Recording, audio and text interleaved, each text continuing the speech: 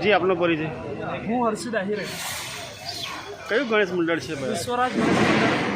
આપણા ગણેશ મંડળની વિશેષતા શું છે અને શું કેવું આગમન કરવા જઈ રહ્યા છો? અમારું આગમન કાલે 5/9/2024ના રોજ નિસર્ગ નાકાથી લઈને સ્ટેશન રોડ સુધી અમારું આગમન છે.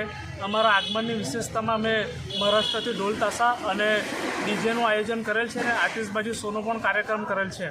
આ પ્રસંગે આપ નગરજનોને શું સંદેશો આપવા માંગો છો? અમે નગરજનોને આહ્વાન કરીએ છીએ કે વિશ્વરાજના ગણપતિ દાદા બધાની મનોકામના પૂરી કરે છે અને અમારું આ ગણેશ ચતુર્થીનું 8મું વર્ષ છે, તો અમારું મહાકાળ મૂર્તિનું દર્શન કરવા માટે અમે તમામ વ્યારા નગરજનોને અપીલ કરીએ છીએ કે તેઓ દર્શનનો લાભો લેવા આવે અને આગમનની વિશેષતા જોવા માટે પધારે. ધન્યવાદ.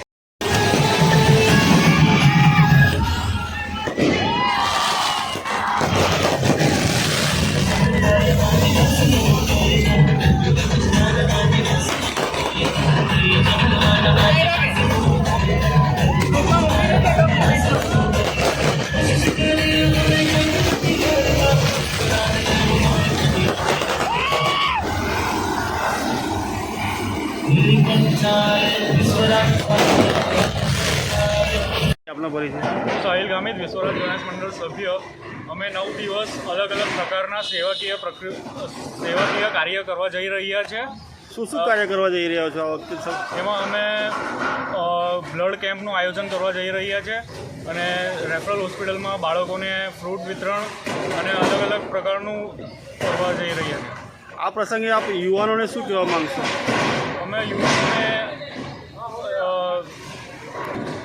આજના યુવાનોને એ સંદેશો આપવા માગું છું કે જે લોકમાન્ય તિલકજીએ સાર્વજનિક ગણેશ ઉત્સવની સ્થાપના કરી હતી, તે જ રીતે આપણા અહીંયા વ્યારાનગરના સૌ જનતાને અપીલ કરું છું કે એ જ રીતે બધી જગ્યા પર ગણેશ ઉત્સવની જોરોશોરોથી સ્થાપના થાય અને આ જ કહેવા માગું છું.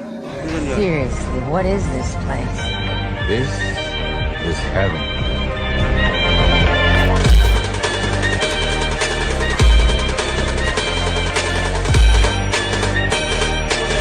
વિશ્વરાજ ગણેશ મંડળનો કાર્યકર્તા. અમે 7 વર્ષથી ગણપતિનું આયોજન કરી રહ્યા છીએ અને આ વર્ષે પણ અમે અતિભવ્ય મૂર્તિને લાવી રહ્યા છીએ.